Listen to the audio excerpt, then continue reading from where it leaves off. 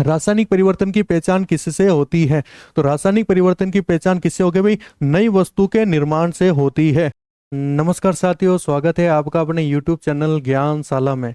आज हम बात करेंगे रसायन विज्ञान केमिस्ट्री के अंदर एक नया टॉपिक परिवर्तन के बारे में, जो कि भौतिक परिवर्तन और रासायनिक परिवर्तन वाला एक टॉपिक है, जो कि आपके रेलवे हुआ, एनटीपीसी, डी ग्रुप, जो भर्ती परीक्षा जैसे एलडीसी हो गया, पटवारी, जिनमें आपका ये टॉपिक आता है, वो सभी विद्यार्थी हमारी क्लास को पूरी देख सकते हो। और पूरी देखने के बाद में आपका इस टॉपिक से संबंधित कोई भी प्रश्न गलत नहीं होगा, ये मैं आपको पहले ही बता देता हूँ। ठीक है, देखो परिवर्तन कितने प्रकार के होते हैं? परिवर्तन होते हैं दो प्रकार के। एक तो होता है भौतिक परिवर्तन, एक होता है रासायनिक परिवर्तन। भौतिक परिवर्तन के अंदर भौतिक गुणों में परिवर्तन होता है, जैसे कि अवस्था में परिवर्तन हो गया, सॉलिड, लिक्विड, गैस। आकार में परिवर्तन हो गया, रंग में परिवर्तन हो गया, या घनत्व में परिवर्तन हो गया। आकार में परिवर्तन कैसे लोगे? जैसे स्प्रिंग का खींचना, ठीक है, रबड़ का खींचना, वापस अपनी स्थिति में वो वापस आ जाते हैं।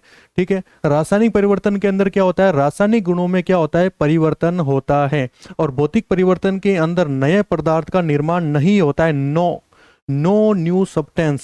लेकिन रासायनिक परिवर्तन के अंदर नए पदार्थ का निर्माण होता है। मोस्ट इंपॉर्टेंट प्रश्न है, पूछा जा सकता है आपको एमसीक्यू के अंदर।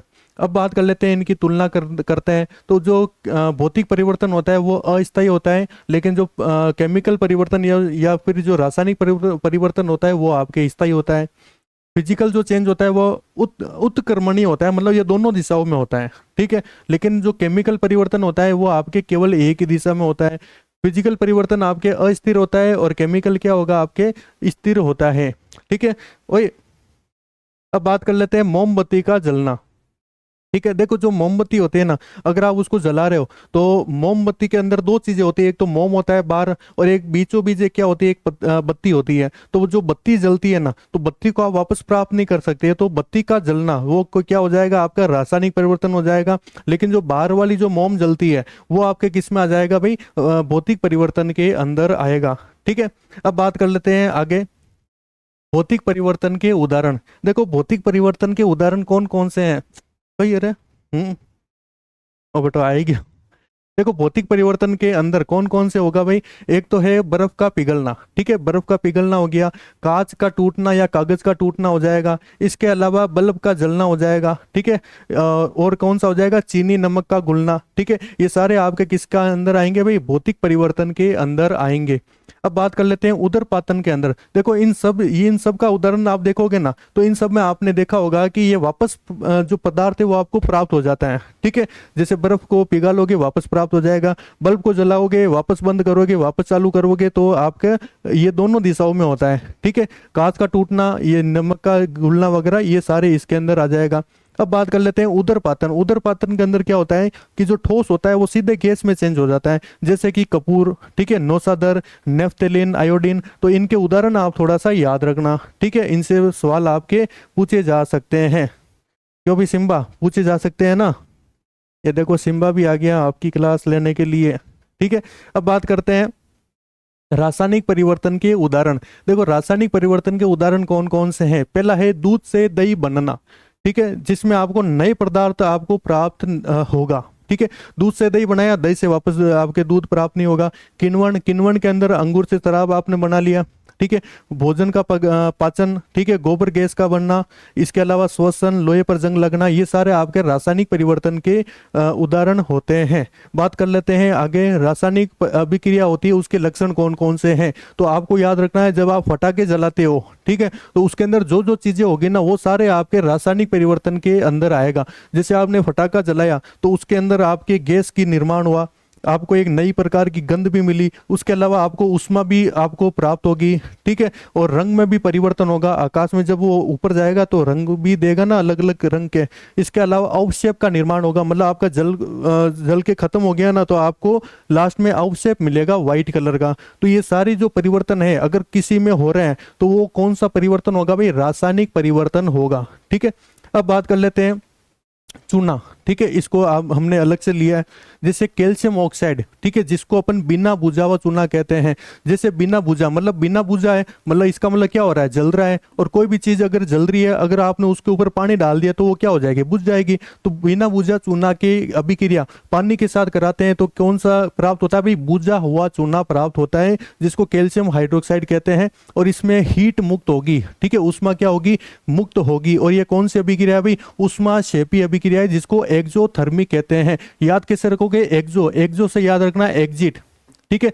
थर्मिक का मतलब क्या होता है, गर्मी, ठीक है, जिसके अंदर गर्मी बाहर निकले वो आपके कौन सी अभिक्रिया होगी, एक्सोथर्मिक हो जाएगी। और एक होती है आपके एंडोथर्मिक, एंडो का मतलब होता है अंदर आना, ठीक है, जो कि उष्मा क्या करती है, अपने अंदर लेती है, वो आपके कौन सी हो जाएगी, एंडोथर्मिक, जिसको उष्मा शोषी अभिक्रिया कहते हैं।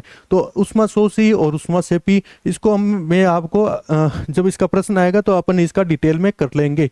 अब बात कर लेते हैं रंग में परिवर्तन।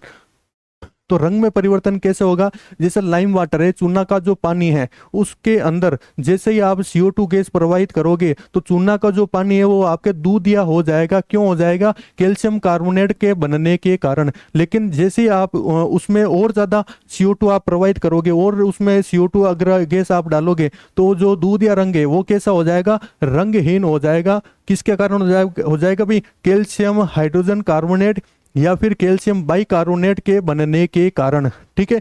इसको थोड़ा सा आप देख लोगे। इसके अलावा हल्दी जो होती है ना, सर्दियों के अंदर आपने हल्दी छीली होगी और बाद में आपने साबुन से हाथ धोया होगा, तो साबुन के अंदर होता है क्षार, ठीक है, साबुन के अंदर क्या होता है, NaOH ही होता है। तो क्षार के साथ अभिक्रिया करेगा तो वो कैसा रंग देगा, लाल रंग देगा। तो ये भी आपके केमिकल चेंज के अंदर आएगा। हरी मेहंदी, मेहंदी आपने हरे रंग की लगाई और वो लाल रंग के अंदर चेंज हो गई, तो ये भी आपके केमिकल चेंज के अंदर आएगा, ठीक है। अब बात कर लेते हैं गैस और धुआं का बनना, ठीक है। जैसे अमोनियम हाइड्रोक्साइड, इसकी अभिक्रिया HCl के साथ कराते हैं तो आपको अमोनियम क्लोराइड मिलेगा, जिसको अपन नौसादार के नाम से जानते हैं, जिसका उपयोग आपके बर्तन वगैरह जो होता है ना, उसमें कली के रूप में इसका उपयोग किया जाता है। और जो नौसादार होता है वो सफेद धुआं देता है, व्हाइट स्मोक देता है। दूसरी अभिक्रिया हम बात कर लेते हैं जो सोडियम होता है, ठीक है। प्रयोगशाला के अंदर आपने देखा होगा सोडियम व्हाइट कलर का जो होता है, अगर जो सोडियम होता है उसको अपन किस में रखते हैं भाई, केरोसिन के अंदर रखते हैं, क्योंकि ये जल के साथ या वायु के साथ अभिक्रिया कर लेता है। तो हम इसकी अभिक्रिया, सोडियम की अभिक्रिया किसके साथ करा रहे हैं भाई, जल के साथ करा रहे हैं। तो क्या होगा भाई, सोडियम का टुकड़ा लिया, उसको जल में डाला, डालते ही आपको एक विस्फोट प्राप्त होगा। और वो विस्फोट किसके कारण हुआ भाई, हाइड्रोजन गैस के उत्पन्न होने के कारण आपको ये गैस मिली, ठीक है। और ये जो हाइड्रोजन गैस होती है वो कैसी होती है भाई, ज्वलनशील गैस होती है और एक प्रबल क्षार बनेगा NaOH, ठीक है। इसके अलावा बात कर लेते हैं ओजोन का अपघटन। तो ओजोन जो गैस होती है, ओजोन जो परत है उसका जो अपघटन है वो किसके कारण होता है, CFC के कारण होता है। तो ये सारी जो अभिक्रिया है ये कौन सी परिवर्तन के अंदर आता है भाई, रासायनिक परिवर्तन के अंदर ये सारी अभिक्रियाएं आएगी, ठीक है। ये थोड़ा सा आप एक बार याद करोगे। इसके अलावा लोहे पर जंग लगना, ये भी रासायनिक परिवर्तन का उदाहरण है। देखो लोहे पर जो जंग लगता है ना, उसके लिए दो चीजें आवश्यक होती है, ठीक है। एक तो चाहिए ऑक्सीजन और एक चाहिए नमी या जल, इन दोनों की जरूरत पड़ेगी।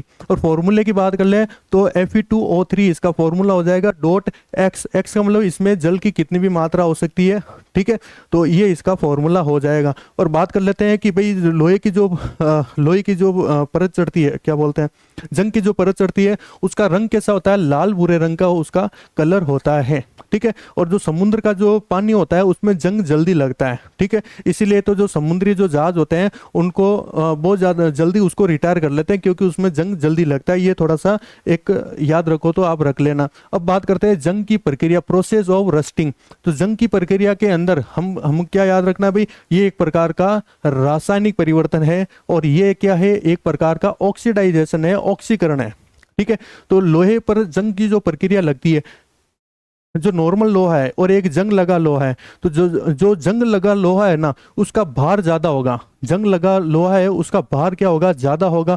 किस कारण से होगा कि एक तो उसके अंदर जंग लगा जो लोहा है ना उसमें एक तो ऑक्सीजन जुड़ गया और एक क्या जुड़ गया, H2O। इन दोनों के जुड़ने के कारण इस लोहे का भार क्या हो जाता है, बढ़ जाता है। ये थोड़ा सा याद रखना भाई कि जो जंग लगा लोहा है उसका भार बढ़ जाता है। ठीक है, कारण भी मैंने आपको बता दिया। आगे हम बात करते हैं संसारण या कोरेजन के बारे में। देखो संसारण क्या होता है, अवांछनीय रासायनिक परिवर्तन क्या कहलाता है, एक संसारण कहलाता है। ठीक है, जो परिवर्तन हमको नहीं चाहिए। ठीक है, जैसे आयरन, आयरन मतलब लोहा, लोहे के ऊपर क्या लग गई भाई, भूरे रंग की जो जंग है वो लग गई। बात कर लेते हैं सिल्वर, चांदी, चांदी के ऊपर काले रंग की परत चढ़ती है, और जो काला रंग होता है वो किसके कारण होता है भाई, सल्फाइड के कारण होता है। और बात कर लेते हैं कॉपर, तो कॉपर के ऊपर हरे रंग की परत जमती है, इस प्रकार देख लो आप। तो कॉपर के ऊपर हरे रंग की जो परत है उसको अपन क्या बोलते हैं भाई, कार्बोनेट या हाइड्रोक्साइड के कारण हरे रंग की परत क्या होती है, कॉपर के ऊपर लगती है। आगे हम बात कर लेते हैं, देखो संसारण से बचाव कि अपन इसको किस प्रकार से बचा सकते हैं। तो बात कर लेते हैं कि किस किस चीज से अपन बचा सकते हैं, कि कोई लोहे की वस्तु है, कोई भी धातु है, उसके ऊपर आप पेंट कर दो या वार्निश कर दो। इसके अलावा तेल या ग्रीस का यूज कर सकते हो। और तीसरा जो मोस्ट इंपॉर्टेंट है, यसद लेपन, जिसको गैल्वेनीकरण या गैल्वेनाइजेशन कहते हैं। गैल्वेनाइजेशन क्या होता है कि लोहे पर जिंक की परत लगाना। ठीक है, लोहे पर क्या करना भाई, जस्ता या जिंक की परत चढ़ाना क्या कहलाता है, गैल्वेनाइजेशन कहलाता है। देखो इसके अंदर क्या होता है, जो जिंक होता है ना, वो लोहे से ज्यादा क्रियाशील होता है। ठीक है, तो ज्यादा क्रियाशील होने के कारण ये खुद का क्या करेगा, ऑक्सीकरण करा देगा। ठीक है, और लोहे को बचा देगा। तो खुद को क्या कर देता है, ये सेक्रीफाइस कर देता है। तो इसलिए अपन क्या करते हैं, लोहे के ऊपर जिंक या जस्ते की परत हम चढ़ाते हैं। ठीक है, अब बात कर लेते हैं मिश्र धातु के बारे में। देखो मिश्र धातु क्या होता है कि दो धातुओं को आपको मिक्स करना है। ठीक है, तो मिश्र धातु आपके बन जाएगी। तो मिश्र धातु के अंदर हम बात करते हैं स्टेनलेस स्टील। ठीक है, तो इसको जंग रोधी बनाने के लिए, ठीक है, अपन क्या क्या यूज लेते हैं, तो जंग रोधी बनाने के लिए अपन क्या करेंगे, तो इसका एक ट्रिक है। क्या ट्रिक है भाई, लोहे की निक्कर में कार्बन। ठीक है, लोहे की निक्कर में क्या है, कार्बन। तो इन सब के बीच में क्या लगा दो, प्लस का चिन्ह लगा दो। Fe का मतलब आयरन, निकल हो गया, Na से निकल, Cr से क्रोमियम, और C से क्या हो जाएगा, कार्बन हो जाएगा। और मैं आपको एक चीज बता दूं कि क्रोमियम जुड़ने के कारण ये क्या होता है, इसके अंदर जंग नहीं लगता है। पूछा जा सकता है कि स्टील के अंदर जंग क्यों नहीं लगता है, तो क्यों नहीं लगता भाई, क्रोमियम के कारण नहीं लगता है। ठीक है, तो ये सारे हमने आज पढ़े हैं। आगे हम बात कर लेते हैं, आज हमने क्या सीखा है, भौतिक रासायनिक परिवर्तन, उदरपातन, चूने का पानी, जंग का सूत्र, गैल्वेनाइजेशन, इन सब के बारे में हमने चर्चा की है। अब अपन ले लेते हैं इनके एमसीक्यू। तो पहला प्रश्न क्या है, जंग का रासायनिक सूत्र क्या है। तो जंग का रासायनिक सूत्र क्या हो जाएगा भाई, ऑप्शन बी या सी। तो ऑप्शन सी एकदम सही हो जाएगा, क्योंकि इसमें जल की मात्रा भी दिखाई गई है। ठीक है, ये थोड़ा सा याद रखना।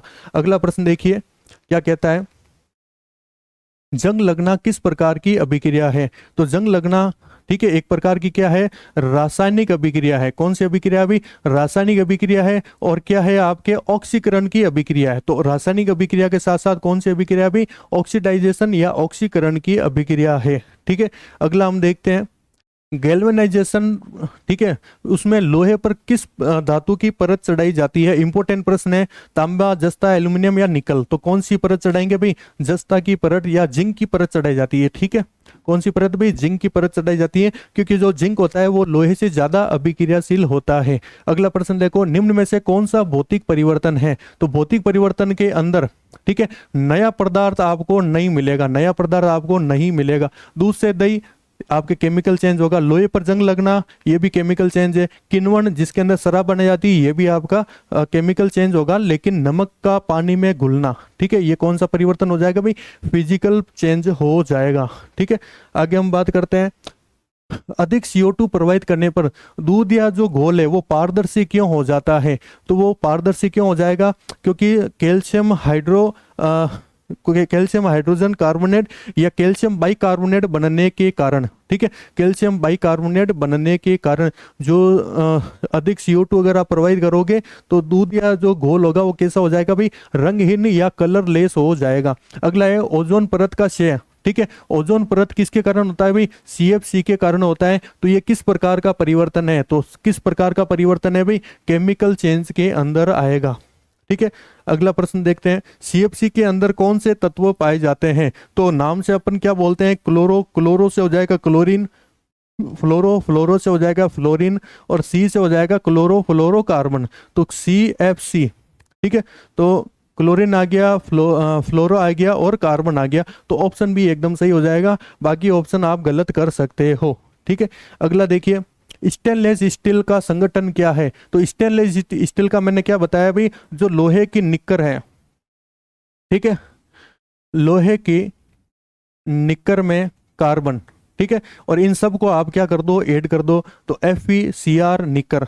ठीक है, तो ऑप्शन भी एकदम सही हो जाएगा। इसके साथ आप किसकी अभिक्रिया कराओगे भाई, कार्बन के साथ आप इनकी अभिक्रिया करा सकते हो। अगला देखो भाई क्या कहता है प्रश्न, जंग लगने पर लोहे का भार क्यों बढ़ता है? कि जंग लगने पर लोहे का भार क्यों बढ़ेगा? दो कारणों से बढ़ेगा, क्योंकि उसके अंदर दो चीजें ऐड हो जाती है, एक तो H2O मतलब जल ऐड हो जाएगा, और एक ऑक्सीजन इसके अंदर ऐड हो जाएगा। तो इसमें आपका ऑप्शन बी एकदम सही हो जाएगा कि ऑक्सीजन क्या हो रही है, ऐड हो रही है, ऑक्सीजन जुड़ रही है। ठीक है, आगे हम बात कर लेते हैं, निम्न में से कौन सा परिवर्तन अपरिवर्तनीय है, इनरिवर्सिबल है, कि जो कि केवल एक दिशा में हो रही है, और एक दिशा में हो रही है, इसका मतलब कौन सा परिवर्तन है भाई, केमिकल चेंज के अंदर आएगा। अब देखो, बर्फ का पानी में पिघलना ये फिजिकल चेंज के अंदर है, जल का वाष्प में बनना ये भी फिजिकल के अंदर आएगा, दूध से दही बनना ये आपका केमिकल के अंदर आएगा, नमक का घुलना ये आपका फिजिकल के अंदर आएगा। ऑप्शन सी एकदम सही हो जाएगा। अगला प्रश्न देखिए, रासायनिक परिवर्तन की पहचान किससे होती है?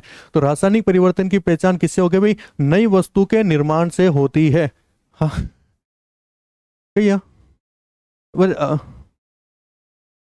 हो जा तू। हाँ भाई, किसके कारण होगी भाई, नई वस्तु के निर्माण के कारण होती है। अब बार चाला नहीं, क्लास खत्म होते ही। अगला देखो, निम्न में से कौन सा उदरपाती पदार्थ है? तो उदरपाती पदार्थ कौन सा होगा भाई, कपूर हो जाएगा। ठीक है, कपूर हो जाएगा, ये थोड़ा सा याद रखना भाई। अगला प्रश्न देखिए क्या कहता है, लोहे पर जंग लगने के लिए क्या आवश्यक है? तो लोहे पर जंग लगने के लिए केवल ऑक्सीजन की आवश्यकता नहीं, केवल जल की आवश्यकता नहीं, जल और ऑक्सीजन दोनों की आवश्यकता आपको होगी। ठीक है, अगला देखिए, इन भाई साहब ने बाहर घूमना है चलो, चांदी पर काली परत है, उसका बनने का कारण क्या होता है? तो चांदी पर जो काली परत है वो सल्फाइड के कारण बनती है। ठीक है, ये थोड़ा सा आप याद रखोगे। तांबे पर हरे रंग की जो परत है वो किसके कारण होगी, कॉपर कार्बोनेट या कॉपर हाइड्रोक्साइड बनने के कारण होगी। ठीक है, अगला प्रश्न देखिए, निम्न में से कौन सी प्रक्रिया ऊष्माक्षेपी है? ऊष्माक्षेपी एक्सो। ठीक है चलो इसको अपन मैं बता देता हूं, एक्सो का मतलब होता है एग्जिट। ठीक है, थर्मी का मतलब क्या होगा, गर्मी, कि जिसके अंदर गर्मी बाहर आ रही है, ठीक है, वो इस किसके अंदर आएगी भाई, ऊष्माक्षेपी अभिक्रिया हो जाएगी। और एक होती है आपके एंडोथर्मिक। ठीक है, एंडो का मतलब होता है अंदर, ठीक है, जो कि क्या कर रहा है, ऊष्मा को क्या कर रहा है, या गर्मी को क्या कर रहा है, गर्मी को क्या करेगा, अंदर लेगा। ठीक है, गर्मी को क्या करेगा, अंदर लेगा। थोड़ी एसी लगा दो ना, और थोड़ा गर्मी हो रही है ना। ठीक है, क्या करेगा भाई, गर्मी को क्या करेगा, अंदर लेगा। अब बात कर लेते हैं बर्फ का पिघलना। तो बर्फ कब पिघलेगी भाई, मैं आपको एक चीज बता दूं, बर्फ कब पिघलेगी, बर्फ पिघलेगी गर्मी ले सॉरी ऊष्मा लेगी तभी तो पिघलेगी, तो ये होगा नहीं।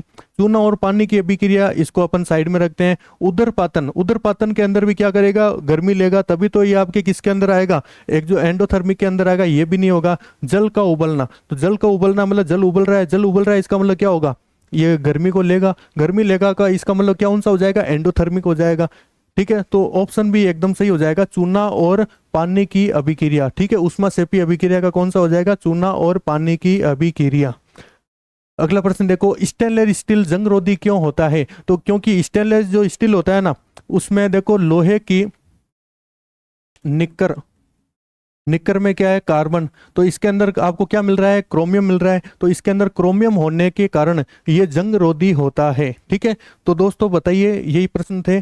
तो दोस्तों बताइए आपको वीडियो कैसी लगी, अगर वीडियो अच्छी लगी तो वीडियो को लाइक कीजिए, चैनल को सब्सक्राइब कीजिए। आप हमारा टेलीग्राम चैनल को ज्वाइन कर सकते हो, इन सब की PDF आपको टेलीग्राम पर मिल जाएगी, और आपको इनमें से बाहर एक भी प्रश्न देखने को नहीं मिलेगा, क्योंकि मैंने NCERT और RBSC की जो पुरानी किताबें आती है उन सब का समावेश इसके अंदर किया है। तो मिलते हैं अगली क्लास में, तब तक के लिए जय हिंद, जय भारत।